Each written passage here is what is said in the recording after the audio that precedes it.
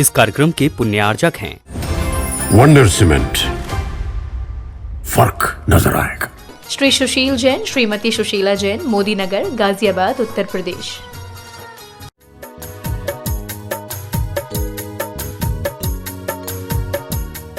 सभी श्रोतागण एवं जिज्ञासु श्री को नमोस्तु करें। नमोस्तु गुरुदेव, नमोस्तु महाराज श्री, नमोस्तु महाराज श्री, इक्षामी महाराज श्री, इक्षामी इक्षामी।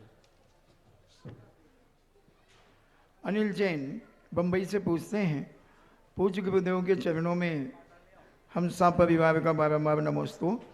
महाराज जी, संसार में लोग कहते हैं कि प्रैक्टिकल बनो और धर्म कहता है आध्यात्मिक बनो। इन दोनों की कसमें, इन दोनों के बीच हम कैसे सामंजस्य स्थापित करें? आपकी भूल है कि आप दोनों को अलग मान रहे हैं। अध्यात्म भी शुद्ध प्रैक्टिकल ही है। अध्यात्म और प्रैक्टिकल में कोई अंतर है ही नहीं। अध्यात्म वही कहता है जैसा तुमने पढ़ा है वैसा तुम जियो। प्रैक्टिकल भी वही कहता है कि जैसी तुम्हारी थ्योरी है वैसा ही तुम प्रैक्टिकल करो। जैन दर्शन में अध्यात्म एक बहुत बड़ा प्रैक्टिकल ही है, जहाँ हमारे लिए पढ़ते हैं कि पर पदार्थ मेरे नहीं हैं, तो अध्यात्म कहता है तुम पर पदार्थ के बिना जी के दिखाओ। कहते हैं कि हमारा पर द्रव्यों से कोई नाता नहीं है, तो बिना नाता तोड़ करके दिखाओ। आत्मा जब खाती नहीं है तो बिना खाए जी के दिखाओ। अध्यात्म की हर ऋचा प्रैक्टिकल ही दिखाती है, और सारे ग्रंथों में थ्योरी है। सारे अनुयोग, चार अनुयोग थ्योरी कहते हैं, कथन करते हैं, और अध्यात्म जीना सिखाता है, कैसे जिए। चारों अनुयोग सिद्धांत हैं और अध्यात्म एक साधना है। बहुत बड़ा रिपीट कर रहा हूँ, सारे अनुयोग सिद्धांत हैं और अध्यात्म साधना है, जो हमें साधना है। अध्यात्म कहता है कथनी बहुत हो गई, करनी करो। बहुत व्यवहार निभा लिया, अब व्यवहार से ऊपर उठो। इस अपेक्षा से यह है, सब अपेक्षाएं सब खत्म करो। तुम एक पर निरपेक्ष जो शुद्ध टंकोत की न्यायिक पिंड स्वरूप है, उस रूप होकर के दिखाओ। इसलिए आपने बहुत बड़ी भूल की है, इसलिए आप भटक रहे हैं। प्रैक्टिकल और अध्यात्म में आपने भूल की है। आप अध्यात्म को प्रैक्टिकल बना लीजिए, आपकी ये उलझन खत्म हो जाएगी।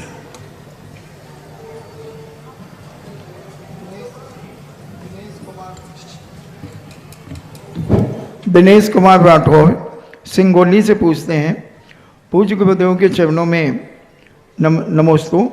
महाराज जी, अंग्रेजी महीने की तारीख तो रात्रि में 12 बजे बदल जाती है, और हिंदी महीने की तिथि किस प्रकार से बदलती है, उसका क्या प्रामाणिकता रहती है? हिंदी महीने, अंग्रेजी महीने की तारीख जो है कोई ज्योतिष से नहीं है, मनगढ़ंत बनाई हुई। तिथि जो है ज्योतिष से चलती है। नक्षत्र बदलता है, 24 घंटे में कोई निश्चित नहीं है कब तिथि बदलेगी। कभी 7 बजे बदल जाए, कभी दोपहर में बदले, कभी रात में, क्योंकि तिथियां प्रैक्टिकल हैं। तिथियां सृष्टि के अनुसार चलती हैं, तारीखें व्यक्ति के अनुसार चलती हैं।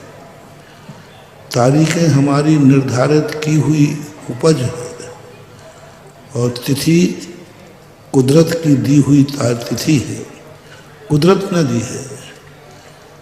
तिथियां कुदरत तय करती है, और तारीखें हम और आप तय करते हैं। हम और आपने मिलकर के तारीखें तय की हैं। तारीख कुदरत की देन नहीं है। हमने बना लिया कि 1 जनवरी को ईसा मसीह का इस प्रकार जन्मदिन था, तो हमने 1 जनवरी से शुरू कर दिया। जहाँ हम बैठे वहीं से तुमने 1 नंबर शुरू कर दिया। और कुदरत कहती है जो 1 नंबर है वो नंबर है। बहुत बड़ा तारीख मानव की उपज है। तारीख मानव का स्वार्थ है। तारीख आज के लोगों ने अपने स्वार्थ से निर्धारित की है 1 जनवरी, लेकिन कुदरत ने तिथि बनाई है। ये कुदरत की है, किसी की बनाई हुई नहीं है। जैसे आकाश में तारे किसी ने नहीं बनाए हैं, इसी प्रकार ये तिथियां किसी ने नहीं बनाई हैं। ये ओरिजिनल है, अनादि अनंत है।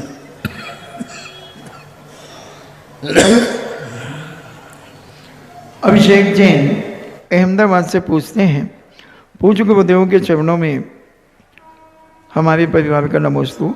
महाराज जी, स्वर्ण दान करना और राशि दान करना और वेदी में स्वर्ण लगवाना, मंदिर का द्वार आदि लगवाना, इनमें कोई अंतर होता है या पैसा देकर के ही यह कार्य कराया जा सकता है? सब धन के पर्यायवाची है। उज्ज्वल उमा स्वामी महाराज ने और उज्ज्वल पूज्यपाद स्वामी ने स्वस्याति सर्गो दानम, स्व यानी धन, धन का त्याग करना ही अपने आप में दान कहलाता है। ठीक है, 10 परिग्रहों में धन को अलग लिया है। हिरण, सुवर्ण, धन, दान। हिरण और सुवर्ण अलग है और धन दान अलग है। लेकिन जब दान की कोटि में आते हैं तो ये सब धन की कोटि में आते हैं। जहाँ जिस प्रकार की ज़रूरत हो वह दान दे देने में कोई बाधा नहीं। स्वर्ण दोगे तो भी वही होगा, और पैसा दोगे तो कमेटी स्वर्ण खरीदेगी। वेदी पे तो स्वर्ण लगना है, पैसा तो नहीं लगेगा। वेदी में तो सोना लगेगा, स्वर्ण तो पैसा तो नहीं लगेगा। पैसा दोगे तो स्वर्ण आएगा और स्वर्ण दे दोगे तो स्वर्ण आएगा। जो तुम्हारी सुविधा हो वो दिया जा सकता। बिमलेश जैन सागर से पूछते हैं, पूज्य गुरुदेव, आज एक बड़ी विकट समस्या चलती है।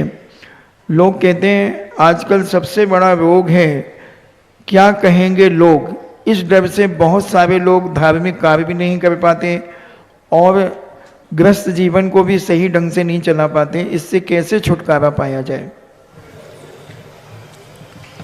लोग तो क्या कहेंगे, पहले तुम्हारी खुद की आत्मा क्या कह रही है,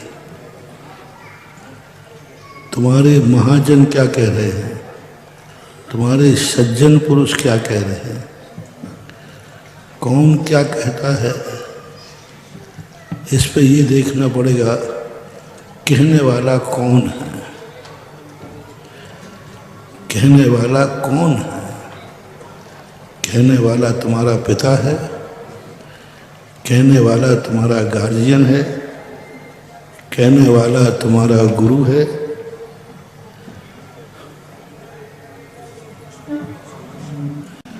कहने वाला तुम्हारा हितैषी है, कहने वाला राजा है। पहले ये बताओ कौन है? कोई मन चला है? कौन व्यक्ति क्या कह रहा है? उसके संबंध में विचार किया जाएगा।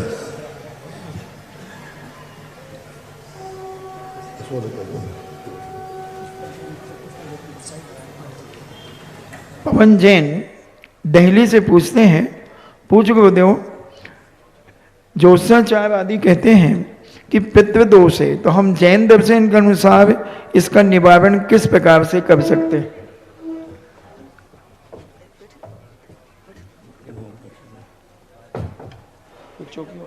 चलो 2 मिनट। जैन दर्शन के अनुसार पितृदोष माने या न माने, और माने तो उसे दूर करने का क्या उपाय? पितृदोष पहली बात तो जैनागम में कहीं है।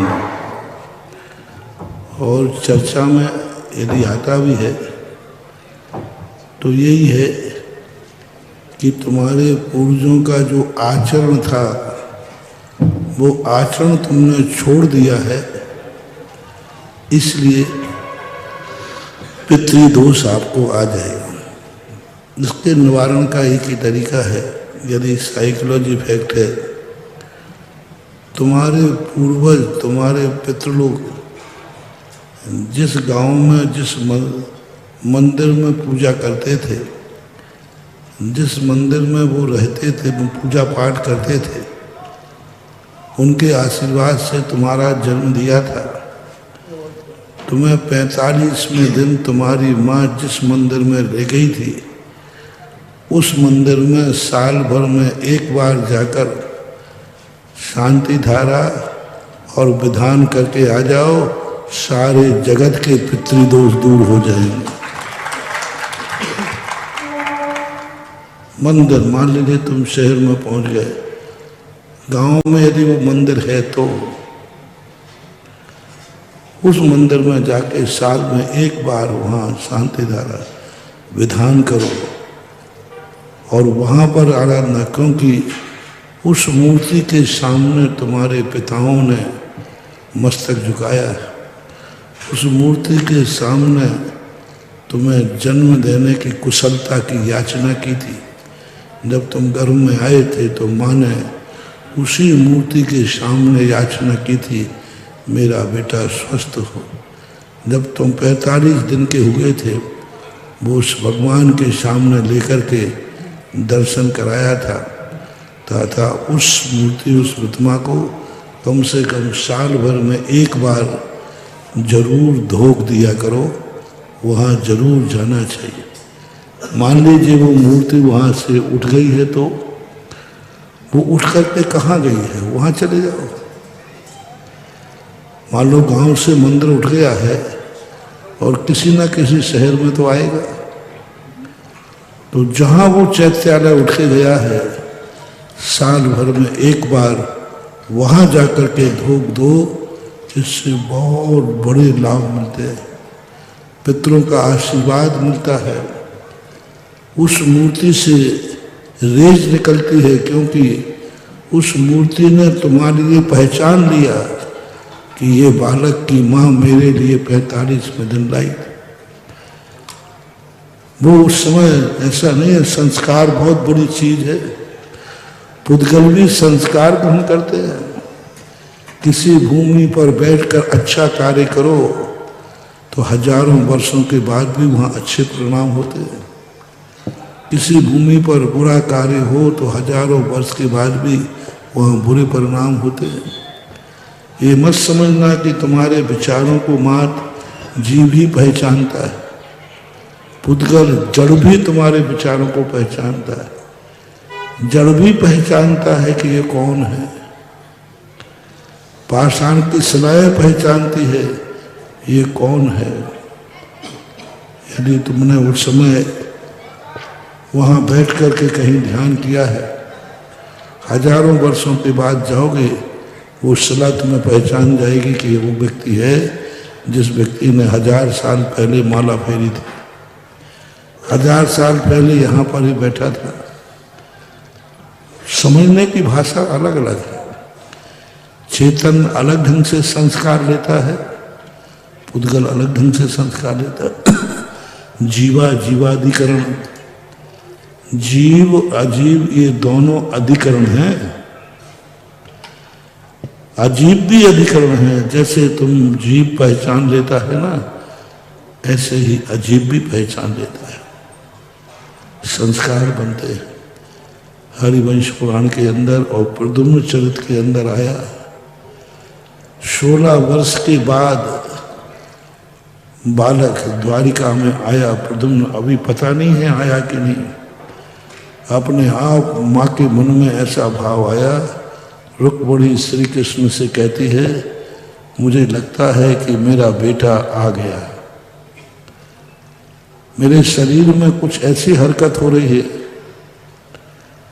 तुम्हें कैसे पता? वो तो 16 साल हो गए। 16 साल हो गए थे बेटे को। श्री कृष्ण समझाते हैं नहीं तुम्हारी साइकोलॉजी है, तुम्हें उसकी याद आती है, वो अब कभी लौटने वाला नहीं है, वो कभी नहीं लौटेगा।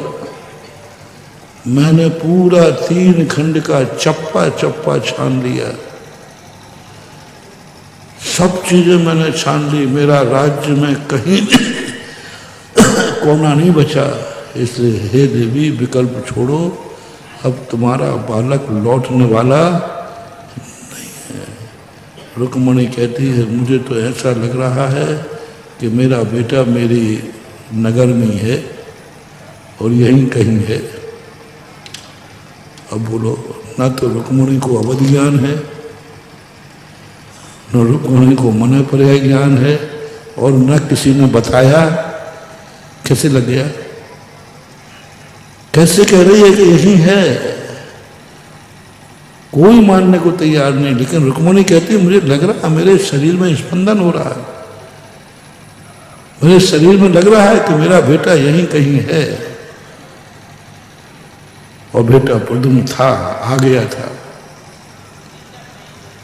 वो द्वारका में आ चुका था, लेकिन किसी को मालूम नहीं था।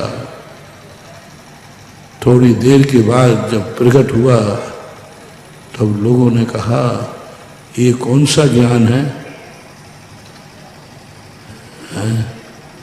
मन पर्याय ज्ञान के, अवध ज्ञान के, केवल ज्ञान?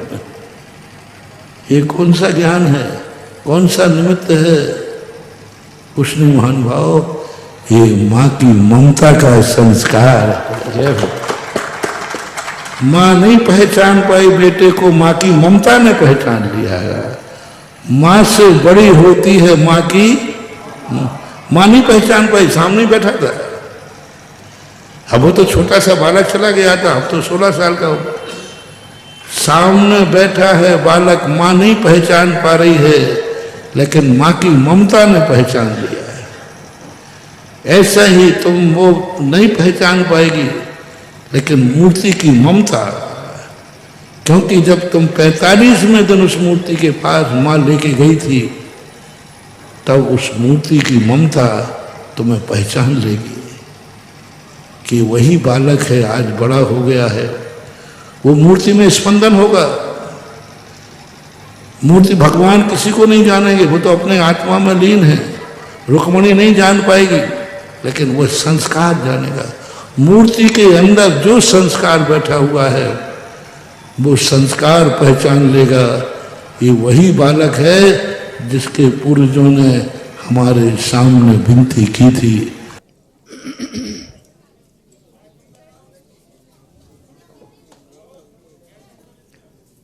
सभी श्रोतागण एवं जिज्ञासु पूज सभी को नमोस्तु करें।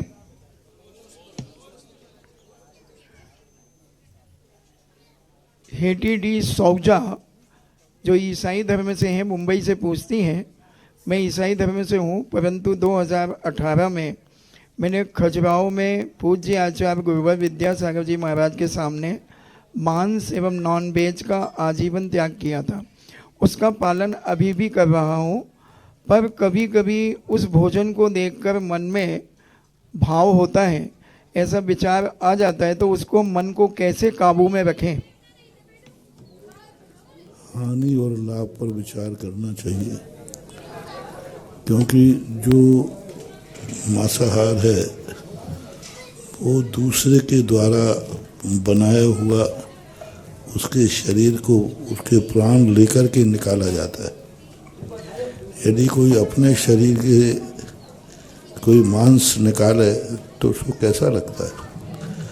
मनुष्य तो मरने के बाद भी किसी को अपना मांस नहीं खाने देता, और जानवरों का मांस तुम जीवित मार कर खाते हैं लोग, तो इंसानियत कहाँ है? मनुष्य यदि कोई मर जाता है और मरे हुए मनुष्य का भी कोई मांस खाता है तो सारे जगत में निंदा होती, बुराई होती है। और जिस व्यक्ति का खाया है उस व्यक्ति के परिवार वालों को कैसा लगेगा? दो चीज़ें मोटिवेशन, एक तो तुम्हारे जीवित में कोई तुम्हारे प्राण लेकर मांस खावे और तुम्हें और तुम्हारे परिवार को पता चले कि इसने हमारे परिवार के व्यक्ति को जीवित मारकर मांस खाया है, तो बोलो उनके मन में कितना क्लेश होगा, कितना संक्लेश होगा, मरने मारने पर उतार हो जाएगा। चलो वो जीवित है, यदि तुम्हें पता चल जाए कि मेरे व्यक्ति मर गया था और मरने के बाद किसी ने तुम्हारे डेड बॉडी का मांस खाया और आपके परिवार वालों को पता चला मर गया था, मरा हुआ था, जीवित नहीं था, तब भी आपके परिवार वालों को कितना दुख होगा कि मेरे मरे हुए मुर्दे का भी मांस कोई खावे, तो परिवार वालों को दुख होता है। फिर किसी जानवर को तो आपने जिंदा मार कर खाया है, उनकी बद्दुआएं, उनका अभिशाप कहाँ किस रूप में भोगोगे। इस प्रकार के अपने मन को समझाइए कि किसी भी जीव के प्राण लेकर मांस खाना ना तो इंसानियत है, ना नैतिकता है और ना व्यवहारिकता है, और ऐसी बद्दुआ से भुकाया हुआ भोजन जीवन का अंत बिगाड़ देता है, जीवन को ख़त्म कर देता है। इस प्रकार से अपने मन को समझाएं, तर्क से वितर्क से, किसी भी प्रकार से। फिर कुचित कजादत मन जाता भी है तो जाने दो, तन से मत जाना। मान लो कभी कभी क्या होता है, मन जाता है तो जाने दो, तन को मजबूत रखना। मन जाने से तुम्हारा ही बिगाड़ होगा, सामने वाले का नहीं। और यदि आपने नियम पालन करते रहे और मन बिगड़ भी जाए तो कोई बात नहीं, तन को मत बिगड़ने देना, मेरा आशीर्वाद है।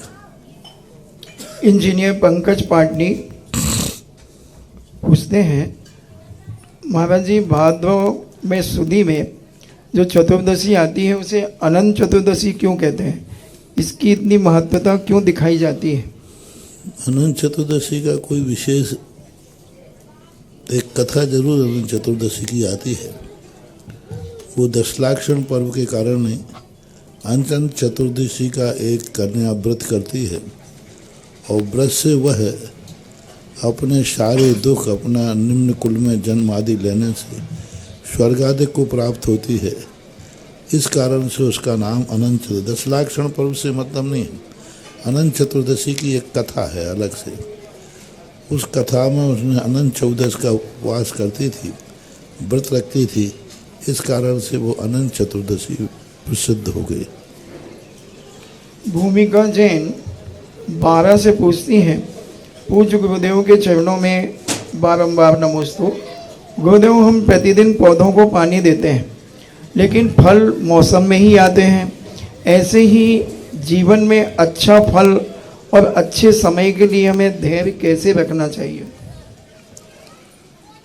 जिस समय तुम अच्छा करते हो उसी समय अच्छा तो शुरू हो जाता है, क्योंकि अच्छा करने वाले को मन में सुकून तो मिल रहा है, दूसरे लोग उसको अच्छा कह रहे हैं तो यश भी मिल रहा है। तो ऐसी बात नहीं कि अच्छा करने वाले को अच्छा फल नहीं मिलता। जुआ खेलने वाले व्यक्ति ने जुआ छोड़ दिया तो उसी दिन से उसका अच्छा शुरू हो गया, बर्बादी खत्म हो गई। तो ऐसी बात नहीं है, अच्छे कार्यों का फल तुरंत भी मिलता है, लेकिन जो हम चाहते हैं उसके लिए इंतजार तो करना ही पड़ता है। सुयस जैन बेंगलोर से पूछते हैं, राष्ट्र धर्म सबसे बड़ा धर्म है, राष्ट्र से ही धर्म सुरक्षित है, तो हमारा राष्ट्र के प्रति क्या कर्तव्य होना चाहिए और जैन नवयुवकों की सेना के पदों पर जाना चाहिए कि नहीं? बड़ा और छोटा मत लगाइए धर्म के साथ। राष्ट्र एक धर्म है, लेकिन राष्ट्र को ही परम धर्म मान लेंगे। राष्ट्र एक साधन है, एक अधिकरण है। यदि हम बर्तन को ही सब कुछ मान लेंगे तो दूध का मूल्य क्या होगा? राष्ट्र बर्तन के समान है और जो आत्मधर्म है वो घी के समान है। बर्तन नहीं है तो घी कहाँ रहेगा, इतने है, लेकिन बर्तन को हम घी तो नहीं कह सकते ना, बर्तन का हम मूल्य घी तो नहीं कर सकते ना। घी का मूल्य जो है वो बर्तन का तो नहीं आंक सकते ना। तो यही तो हम सब बड़ी चूक कर जाते हैं। ऐसी चूक कर जाते हैं जैसे मैंने एक बार सुनाया था कि एक नदी थी, बाढ़ थी, उसमें घोड़ा के माध्यम से वो नदी पार हुआ। ससुराल गया, पूछा भाई तुम कैसे तैर कर आए हो? तो नवीन तैर तो नहीं पाता, घोड़े की बदौलत आए हैं। तो ससुराल वालों ने उस कुंवर साहब की तो सेवा की नहीं थे, घोड़े की सेवा करने में लगे। कुंवर साहब बैठे मक्खियाँ भगा रहे हो। कुंवर साहब कहते भाई मुझे पानी की पूछ तो लो। बोले चुप रहो, घोड़ा नहीं होता तो आज तुम मर गए होते, पर मेरी बेटी विधवा हो गई होती। और सारा को घोड़े में ही पूरी ताकत लगा दी। अंत में पता चला कुंवर साहब नाराज होकर भाग गए, बेटी घर में बैठी रही। तो घोड़े ने बचाया तो है, इसमें कोई संदेह नहीं है, लेकिन घोड़ा घोड़ा ही है। जो आत्मधर्म होता है उसके लिए राष्ट्र धर्म बर्तन के समान है, घोड़े के समान है, अधिकरण के समान है। धर्म है राष्ट्र धर्म। जैसे घी और बर्तन का सबसे बढ़िया उदाहरण है। राष्ट्र बर्तन के समान है और आत्मधर्म घी के समान है। बड़ा और छोटा इसमें क्या है, स्वयं खुद मूल्यांकन कीजिए और दोनों धर्मों के प्रति अपना समर्पण कीजिए। सैनिकों की जहाँ तक बात है, कोई बाधा नहीं, जैनियों को सेना में भर्ती होना चाहिए। छत्री हैं, छत्री होने के नाते आज सेना ही छत्री मानी जाती है, तो इसमें यदि जैनी जाते हैं तो कोई बाधा नहीं है। लेकिन मूल कारण ये है कि जैनी की अहिंसा इतनी ज़्यादा कूट कूट करके भरी है जैनी, तो वहाँ जिस ढंग का वातावरण बनता है कभी कभी जैनी का हाथ कांप जाता है। जैनी कभी कभी सैनिक को इतना क्रूर बनना पड़ता है, इतना निर्दयी बनना पड़ता है कि वह कोई भी कदम उठाना पड़े तो उठा सकता है। लेकिन जैनी चूँकि वर्तमान में इस परिवेश में पलता है कि कभी कभी वह उतना क्रूर कदम नहीं उठा पाता, इसलिए उस स्थानों पर जैनी आज के समय अयोग्य घोषित किए जाते हैं। क्योंकि जो चींटी को ही नहीं मार पाए वो दुश्मन पे गोली चला रहा है, और वहाँ थोड़ी सी दया भाव आ गया तो देश को खतरा पड़ सकता है। इसलिए उसके लिए छत्रिता चाहिए। जैनत्व तो क्या हो गया, आज बणिक के रूप में आ गया। छत्रिता चाहिए। छत्रिता का अर्थ है सदा दयालु नहीं रहे, सदा निर्दयी भी नहीं रहे। जैन दर्शन है कब दयालु होना है, कब अहिंसक होना है। सदा एक साथ नेचर बना के रखोगे जिंदगी जी नहीं पाओगे। सदा एक सा नेचर नहीं होना चाहिए। कहीं कहीं कुछ ऐसे कार्य भी करना पड़ते हैं जहाँ दया करुणा ताक पर रखी जाती है। अपराधी को दंड देते समय ये नहीं देखा जाता कि इसकी माँ निपुती हो जाएगी, इसकी बेटी पत्नी विधवा हो जाएगी, इसके बच्चे अनाथ हो जाएंगे। वहाँ तो कानून कहता है तुम इसके पीछे क्या बर्बादी होगी वो नहीं देखना है, तुम तो सामने वाला अपराधी है उसको फांसी देना है। यदि कानून ये देखे अपराधी के लिए, कितना निर्दयी होना पड़ता है कानून को। बच्चे रो रहे हैं, यदि मर जाएगा तो बच्चे अनाथ हो जाएंगे, सब बर्बाद हो जाएगा, पूरा घर बर्बाद हो जाएगा। कानून कहता है आपको इस बर्बादी को नहीं देखना है, आपको अपराधी को देखना है। उस समय कानून मजिस्ट्रेट इतना निर्दयी हो जाता है कि सारी करुणा दया ताक पर रख करके और फांसी दे दी जाती है। तो ये है वास्तविक धर्म कि कभी कभी तुम्हें इतना निर्दयी होना पड़ेगा कि सैकड़ों लोगों के आंसुओं को भी तुम्हें भूलना पड़ेगा। तुम एक व्यक्ति के आंसू नहीं देख सकते हो, और कभी ऐसा आएगा कि सैकड़ों के बहते हुए आंसुओं की नदियां भी तुम्हें हंसते हुए पार करना पड़ेगी।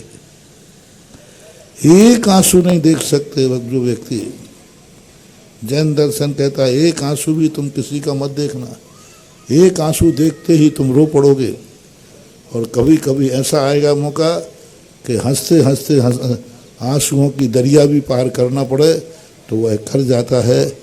यह है जैन धर्म का अनेकांत स्वरूप। नितिन जैन जयपुर से पूछते हैं, पूज्य गुरुदेव के चरणों में नमन। गुरुदेव, जैन धर्म का सिद्धांत कर्म के ऊपर डिपेंड करता है। क्या हम पिछले जन्मों के कर्म और व्यवहार अगले भाव में लाते हैं, जो यह कैसे माने कि सारा का सारा कर्म का खेल है?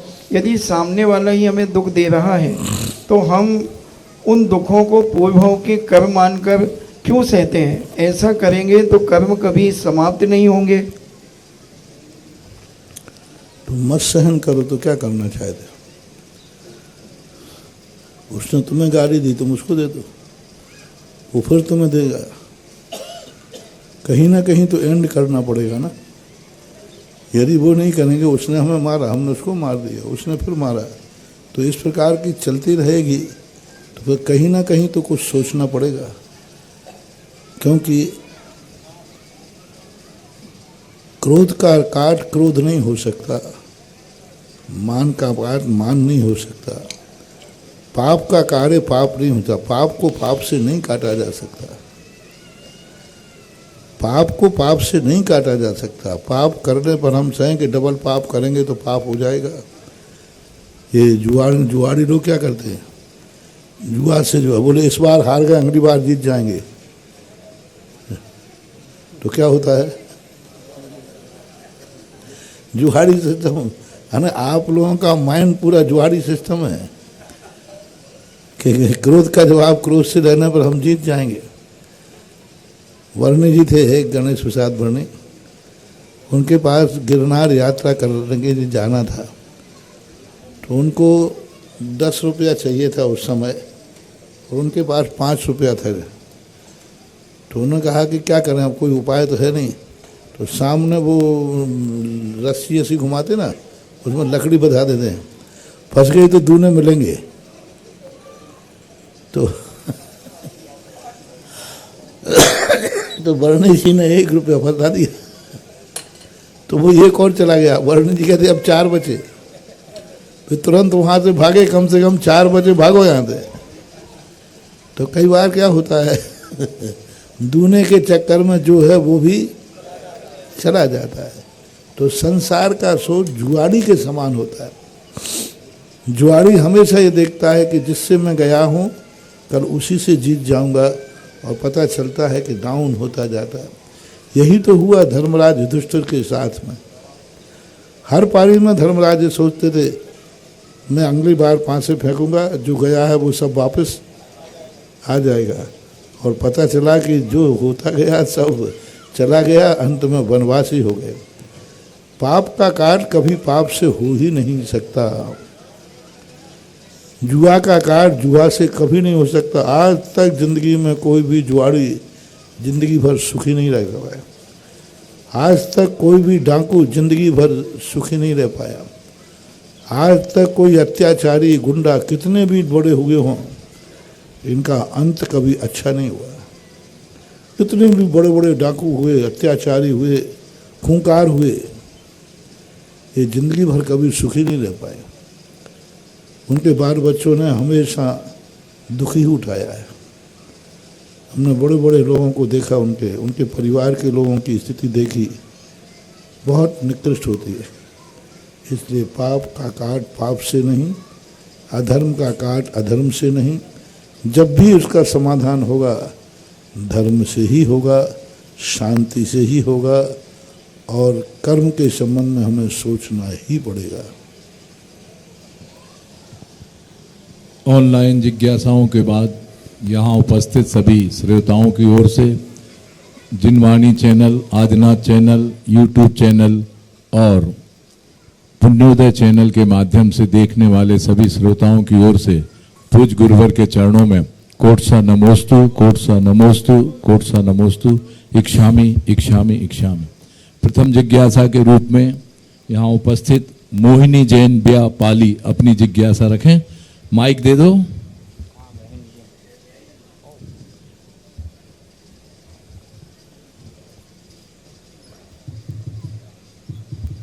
नमोस्तु महाराज जी, नमोस्तु नमोस्तु नमोस्तु। महाराज जी, मेरी जिज्ञासा ये है कि मेरे छोटे छोटे बच्चे हैं, तो मैं उनको नमोकार मंत्र और भक्तांबर ये सिखाती हूँ। तो उनमें कुछ शब्द ऐसे होते हैं जो बच्चे नहीं बोल पाते हैं, तो उनको जब सिखाते हैं तो वो जो नहीं बोल पाते तो उसमें हमें कोई दोष लगता है कि नहीं? नहीं लगता, नमोस्तु। कोई दोष नहीं है सिखाते समय। नमोस्तु। अगली जिज्ञासा के लिए करेंगी सीमा जैन पाली, और तैयार रहें आदरणीय दाऊद शीलचंद जी अनौरा, ललितपुर।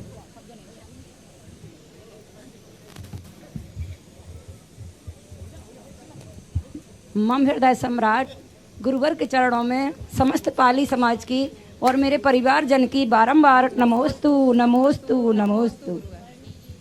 हे गुरुवर, आप इतने तीर्थों का निर्माण कराते हो, इसलिए सब आपको तीर्थ चक्रवर्ती कहते हैं। और गुरुवर, आप में कामदेव स्वरूप समाया है, और तीर्थंकर आपको हम सब आपको चलते फिरते तीर्थंकर से ही देखते हो। चक्रवर्ती सा रूप आपका तीर्थंकर से लगते हो।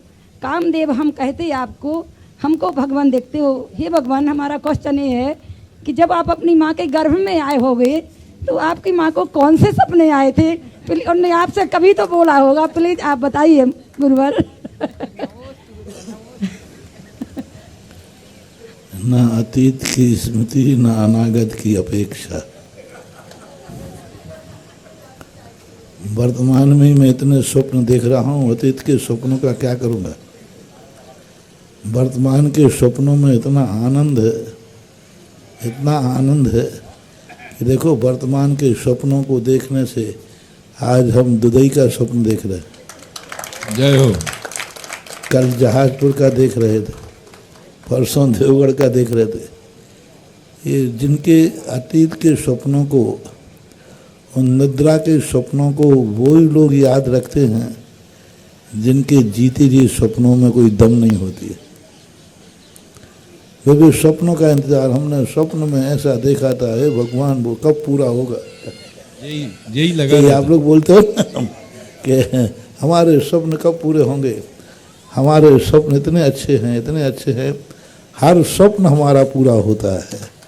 जय। रात्रि के स्वप्न झूठे हो सकते हैं, लेकिन जो स्वप्न हम ज्ञान चेतना से देखते हैं वे स्वप्न सब साकार होते हैं। इसलिए जीते जी जागते हुए स्वप्नों को जिसने सीख लिया है, आनंद ले लिया है, वे उन स्वप्नों की स्मृति भी नहीं रखना चाहते। इसलिए हमारे जागते हुए स्वप्न ही हमारे लिए सुखदायी हैं। जिज्ञासा करें दाऊ मैं शीलचंद जी अनौरा, और इसके बाद तैयार रहें मीना जैन पाली।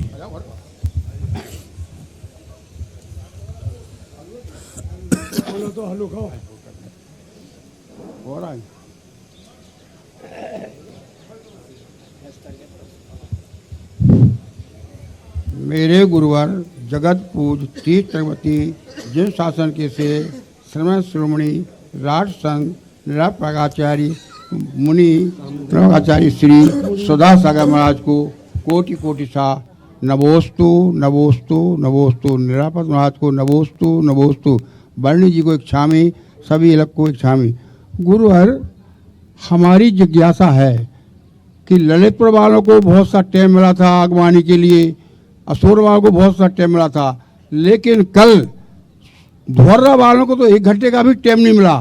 फिर भी इस प्रकार की अगवानी कैसे हो सकती है? हे गुरुवार, का समाधान है। गुरुवार, हमारी जिज्ञासा तो ये है कि गृहस्थ धर्म क्या है और शांति का मार्ग क्या है? गृहस्थ धर्म क्या है, शांति का मार्ग क्या है? नमोस्तु गुरुवार, नमोस्तु। तुम वही बात आ गई, तुम अतीत की आगवानी की बात करते हो, हम वर्तमान की आगवानी पर सोचते हैं। कहाँ क्या होता है भक्तों का सैलाब, यही तो सबसे है। तुम जगत के संबंध में कुछ सोचो, जगत तुम्हें अपने पलकों पर उठा लेगा। तुम दुनिया के संबंध में कुछ सोचो तो सही, एक फूल के संबंध में हम कई बार कहते हैं, एक गमले के पेड़ के संबंध में तुम थोड़ा अच्छा तो सोचो, वो गमला खिलखिला के तुम्हारे सारे अपशगुन को दूर करके सगुन कर देगा। ऐसा फूल खिलेगा वो कि तुम सुबह कभी किसी काम के लिए जा रहे थे, शाम को उस गमले के प्रति तुमने कोई अच्छे भाव सोचे, कुछ अच्छा सोचा कि इस गमले में लगा हुए पौधे को मैं कुछ अच्छा करना चाहता हूँ, बहुत अच्छा हो, बहुत हरा हो, ये कह कर के तुम सो गए और सुबह तुम्हें कहीं आकस्मिक जाना है और गमला का फूल खिलखिला के तुम्हारा सगुन कर देगा। तुम दुनिया के संबंध में हम यही तो सोचते, हम दुनिया से लेना सीखते हैं, हम दुनिया को देना। अभी इस बार प्रवचन पंच कल्याण का इसी परिधि में हुआ कि हम दुनिया के संबंध में कुछ अच्छा सोचें। दुनिया मेरे संबंध में क्या सोच रही है यह विचार गौण करें, मैं दुनिया के संबंध में क्या सोच रहा हूँ इस पर विचार चालू करें तो सारे काम सही हो जाएंगे। हर व्यक्ति सोच रहा है, हर व्यक्ति सोच रहा है कि हम पिता मेरे संबंध में क्या सोचता है। हम ये नहीं सोचते कि मैं पिता के संबंध में क्या सोच रहा हूँ। हर व्यक्ति सोचता है कि गुरु मेरे संबंध में क्या सोचते हैं। हर व्यक्ति की जिज्ञासा होती है, मैं गुरु की दृष्टि में क्या हूँ, गुरु मेरी दृष्टि में, गुरु मेरे संबंध में क्या सोचते हैं। छोड़ दो इसको, जिंदगी निकल जाएगी तो तुम पता नहीं कर पाओगे। जिंदगी निकल जाएगी तो तुम कभी पता नहीं कर पाओगे। तुम शुरुआत कर दो, तुम गुरु के संबंध में क्या सोचते हो, बस वही गुरु तुम्हारे संबंध में सोचने लग जाएंगे। बहुत बड़ा मोटिवेशन है महानुभाव, बहुत बड़ा मोटिवेशन। तुम सोचते हो भगवान मेरे संबंध में क्या सोचता है, मत सोचो, मत सोचो। अपन पूरी जिंदगी निकाल देंगे, भगवान की गहराई तक अपन पहुंच भी नहीं पाएंगे। बस इतना सोच लो, मैं भगवान के संबंध में क्या सोचता हूँ। मेरी थिंकिंग है, मेरा जो विचार है मैं आप लोगों को कह रहा हूँ। मैंने कभी नहीं सोचा कि भगवान मेरे संबंध में क्या सोचता है। मैं तो सदा सोचता हूँ मैं भगवान के संबंध में क्या सोचता हूँ, और मेरा दावा है जो भगवान के संबंध में मैं सोचता हूँ उससे कई गुना भगवान मेरे संबंध में सोचता है। मैंने अपनी ज़िंदगी में कभी नहीं समझा, कभी भाव नहीं आया कि गुरु महाराज मेरे लिए क्या सोचते हैं। कभी नहीं सोचा मैंने। मेरे मन में क्या सोचते होंगे, महाराज जी क्या कहते होंगे, क्या मेरे प्रति धारणा है, उनकी दृष्टि में मैं क्या हूँ, ये विचार मुझे नहीं आया। मैंने तो सदा सोचा है मेरी दृष्टि में मेरा गुरु कैसा है। और जितना जितना मैंने गुरु को अच्छा सोचा, मुझे दावा है गुरु महाराज ने भी उससे कई गुना मुझे अच्छा सोचा होगा। मैं क्या सोचूंगा उनको उतना अच्छा जितना वो सोचें। रिफ्लेक्ट, ये हमारे विचार खेत में बोनी के समान होते हैं। हम 1 क्विंटल गेहूं बोएंगे, खेत में 10 क्विंटल क्या 50 क्विंटल लौटाता है। ये महापुरुष जितने होते हैं ये सब खेत हैं। भगवान हो, गुरु हो, माँ बाप हो, ये सारी सृष्टि एक खेत है। हम उसमें कुछ बोएंगे 2 दाने, वो तुम्हें 1000 दाने लौटा देगा। इसलिए मैं तो यही सोचता हूँ, चाहे धुर्रा हो और चाहे दुधई हो, चाहे पाली हो, दुनिया कहीं हो, हम दुनिया के संबंध में बहुत अच्छा सोचते हैं। दुनिया हमारे संबंध में कई गुना अच्छा सोचती है। ये मेरे अपने खुद के बीज पर भरोसा है। जय हो। किस पर भरोसा है? मुझे अपने बीज पर भरोसा है कि जिसका मैंने अच्छा सोचा है जरूर वो मुझे कई गुना अच्छा सोचेगा। बस सारांश में हमने सारी आगवानियों का सारांश बता दिया। जय हो। गुरुदेव, आपने जितना बताया उससे कहीं ज्यादा प्रत्यक्ष प्रमाण हैं। आपने जितने बीज बोए हैं आज वो पुष्पित पल्लवित होकर के सब जगह बट वृक्ष की तरह हम सबको छाया दे रहे हैं और हम उस छाया में जो है। गुरु जी, गृहस्थ मार्ग यही है कि वो मुनि मार्ग के पीछे चले, क्योंकि गृहस्थी में व्यक्ति इतना कुछ उलझ जाता है समस्याओं में कि वो किम कर्तव्य विमूढ़ हो जाता है कि मैं क्या करूं। इसलिए गृहस्थ को गुरु दिए, इसलिए गृहस्थ को माँ बाप दिए, इसलिए गृहस्थ को भगवान दिए, उपासना दी कि तुम किसी के पीछे चलो। गृहस्थ वो बिना लाइट की गाड़ी है जिसे रुकना है नहीं क्योंकि जंगल है, और चल सकती नहीं क्योंकि लाइट है, इसलिए किसी आगे वाली गाड़ी के पीछे डाल दो तो ललितपुर तक पहुंच जाओगे, नहीं तो दुबई है।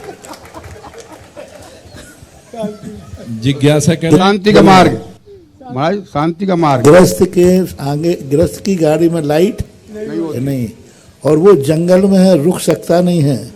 तरीका एक ही है कि गुरु या जिनवानी लाइट वाली गाड़ी के पीछे गाड़ी डाल दो तो वो अपने गंतव्य तक पहुंच जाएगी। यही शांति का मार्ग जो है निराकुलता है।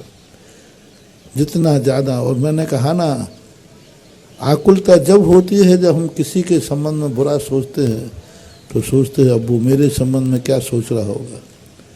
हम हर व्यक्ति के संबंध में अच्छा सोचना सोचें, अच्छा संबंध में सोचें। शास्त्रों में कहानी पड़ी है, राजा ने अपने पूर्व जन्म के दुश्मन सांप के इतना बैरी था कि वो निश्चित किया कि आज मैं उसको मारूंगा। और रात में बामी से निकलता है काटने के लिए। राजा ने सांप के संबंध में अच्छा सोचना शुरू किया, इतना अच्छा सोचना शुरू किया कि देखो सांप को मैंने कितना, देखना पॉजिटिव थिंकिंग, पॉजिटिव थिंकिंग, राजा की पॉजिटिव थिंकिंग। अभी अपन पॉजिटिव थिंकिंग करेंगे, सामने से पावर थिंकिंग सामने आ जाएगी। पॉजिटिव थिंकिंग सोचा कि उसको मैंने कितना दुख दिया होगा कि आज भगवान तक भी वो दुखी है। यानी कोई व्यक्ति यदि अपन ने कुछ कह दिया वो 1 साल बाद भी कुछ, तो हमें क्या सोचना चाहिए, यानी मैंने इसके साथ इतना दुख दिया कि वो आज तक उस दुख को भूल नहीं पा रहा। राजा सोचता है कि मैंने ऐसा क्या दुख दिया कि भवान्तर में भी नहीं भूल पा रहा साहब। एक बहुत जरूर मैंने उसको महान दुख दिया था और भवान्तर में, और उसके प्रति अच्छा सोचना शुरू किया, मैंने गलत किया, मुझे इतना दुख नहीं देना चाहिए कि व्यक्ति भूलते नहीं भूल रहा है, भूलते नहीं भूल रहा है। मेरी गलती है। अब गलती का फायदा यही है कि कल जो मैंने उसको दुख दिया, आज मैं उसको इतना सुख दूंगा, इतना सुख दूंगा कि जिंदगी में उसको किसी ने नहीं दिया हो। मोटिवेशन, जब कोई व्यक्ति तुमसे कई दिनों तक बैर साध है तो एक ही बात सोचना, जरूर मैंने इसको दुख दिया है, अब मैं इसको इतना सुख दूंगा, इतना सुख दूंगा कि इसकी जिंदगी में कभी किसी ने सुख नहीं दिया होगा।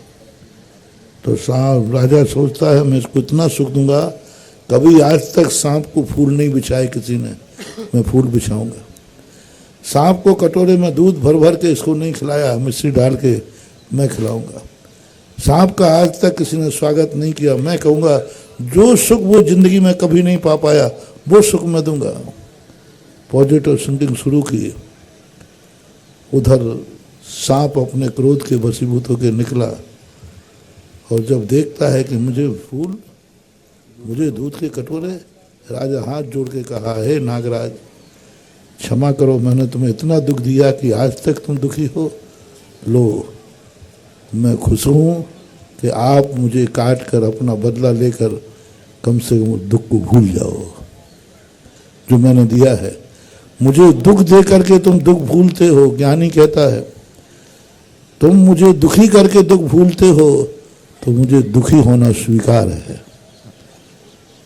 तुम मुझे दुखी करके सुखी होते हो तो मुझे दुख स्वीकार है। लीजिए काटिए। सर्व का परिवर्तन हुआ और सर्व की पॉजिटिव थिंकिंग नहीं, पावर थिंकिंग। राजा का पॉजिटिव थिंकिंग था और सर्व ने पावर थिंकिंग दिखा दी और राजा को नमस्कार करके लौट गया। जाओ राजन, तुमने जो दुख दिया तो दिया, तुम जैसा सुख देने वाला नहीं और मेरे जैसा क्षमा करने वाला नहीं, लौट गया। तो ये एक तरीका है कि हम सामने वाले के संबंध में क्या सोच रहे हैं इस पर कोई ध्यान नहीं। हम कितना भी बुरा सोचते रहें और कोई मेरा बुरा ना सोचे, संसारी व्यक्ति का सबसे बड़ा वीक पॉइंट है सामने वाला मेरे संबंध में क्या सोच रहा है, एक समय भी नहीं दे रहा है कि मैं सामने वाले के संबंध में क्या सोच रहा हूँ। बस यही सोचना चालू हो जाए तो शांति ही शांति है, आनंद ही आनंद है। मैं समझ नमोस्तु है, नमोस्तु। जिज्ञासा करेंगे प्रासु शास्त्री जी और इसके बाद तैयार रहें मीना जैन पाली। महाराज जी के चरणों में बारंबार नमोस्तु, बरणी जी के चरणों में इक्षामी, समस्त एलक जी के चरणों में इक्षामी। महाराज जी, मेरी जिज्ञासा है, आहारक समुद्घात और मारणांतिक समुद्घात का गमन एक ही दिशा में होता है, यह तो समझ आता है, परंतु तेजस रिद्धि में जो भिन्न तेजस और अभिन्न तेजस भेद किए हैं और उसे सर्व दिशा में गमन बताया है, जबकि तेजस समुद्घात भी एक ही दिशा में गमन करता है, सर्व दिशा में गमन किस अपेक्षा से पता है? कृपया समाधान कीजिए। पहली बात, मारणांतिक समुद्घात और हारक समुद्घात के संबंध में आपने जो कहा एक ही दिशा में गमन करता है, इन दोनों में थोड़ा फर्क है कि मारणांतिक समुद्घात एक दिशा में ही गमन करता है, लेकिन आहारक समुद्घात एक दिशा में गमन करने पर यदि भगवान नहीं मिलते हैं तो वो दूसरा पुतला दूसरी दिशा में भी गमन करता है। समुद्घात एक ही माना जाएगा। जैसे मान लो एक दिशा में गया, वहाँ जाना था, वहाँ उसकी इष्ट की सिद्धि नहीं हुई तो वह दूसरा मोड़ ले लेगा। मारणांतिक समुद्घात वाला अपने दिशा का मोड़ नहीं लेता, वो तो मारणांतिक समुद्घात में गति ये मोड़े नहीं होते। मारणांतिक समुद्घात सीधा मरने के बाद मोड़े होते हैं। मारणांतिक समुद्घात तो तिरछा जाना है तो तिरछा चला जाएगा, मरने के बाद सीधा तिरछा नहीं जाता, यूँ जाएगा, एंगल बनाएगा। इसलिए मारणांतिक समुद्घात में कोई मोड़ा नहीं होता है। आहारक समुद्घात एक मोड़ा लेता है। एक दूसरा तेजस समुद्घात सर्व दिशाओं में विहार करता है।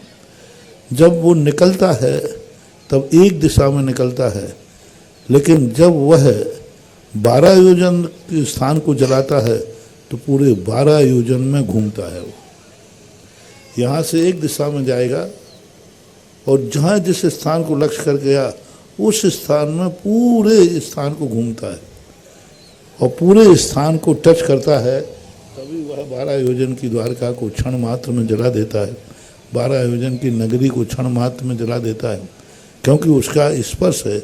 इस अपेक्षा से तेजस पुत्र चतुर्गति में भ्रमण, चतुर्दिशाओं में भ्रमण करता है, ऐसा आगम का उल्लेख है। जिज्ञासा करें मीना जैन पाली और तैयार रहें जैनम जैन। गुरुवर के चरणों में पाली जैन समाज की ओर से एवं मेरे परिवार की ओर से गुरुवर को त्रयवार नमोस्तु नमोस्तु नमोस्तु संघ को इच्छामी इच्छामी इच्छामी। हे गुरुवर, हम लोगों का ऐसा हम लोग क्या करें कि आप पाली आए, और हम लोगों के पुण्य में क्या कमी है आप बताएं। हम लोग पुण्य की कैसे वृद्धि करें, और यहाँ से बहुत पास है गुरुवर, 10 किलोमीटर है कुल, और हम लोग रोज शांति धारा पूजन जाप करते रहे और पलक पावड़े बिछाई पूरी समाज हम लोग बैठे हैं। गुरुवर, आपके चरण हमारे पाली में पड़े। पाली वालों को भारी पुण्य लगेगा, क्योंकि कोई व्यक्ति अपना पुण्य यदि दूसरे को दे देता है तो बहुत पुण्य लगता है। क्योंकि पाली वालों ने अपना पुण्य दुधई वाले शांतिनाथ को दे दिया, ये इनको इतना पुण्य लगेगा कि अभी तो मैं ही खुश होता था, अब दुधई वाले शांतिनाथ पाली पर मेहरबानी करेंगे। क्योंकि अभी कल्पना करो, अभी मैं कहाँ होता, कल वहाँ चलता तो आज सुबह का हार कहाँ होता पाली, और फिर वहाँ शाम को चलता तो अभी रास्ते में होता, और फिर शाम को चलता तुरंत कितने घंटे का समय मिलता, 5-7 घंटे का समय मिलता। सुबह पहुँचता, शाम को चलता, और शाम को चलता तो रास्ते में होता, कल सुबह यहाँ होता, फिर कल सुबह यहाँ निकल जाता तो फिर क्या होता। इसलिए तुम लोगों को बहुत पुण्य लगेगा।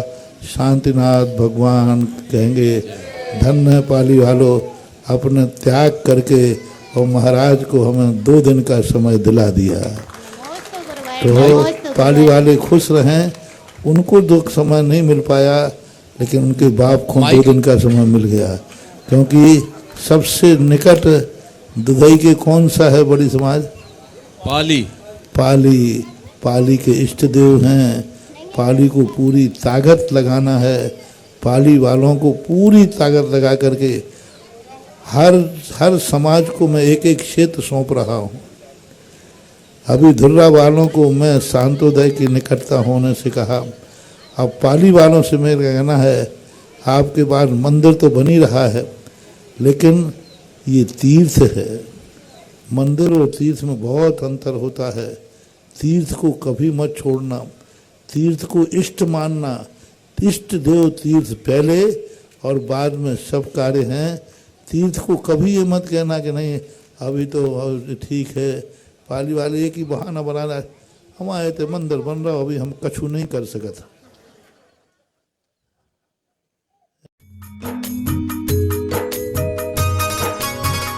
इस कार्यक्रम के पुण्यार्जक थे वंडर सीमेंट, फर्क नजर आएगा। श्री सुशील जैन, श्रीमती सुशीला जैन, मोदी नगर, गाजियाबाद, उत्तर प्रदेश।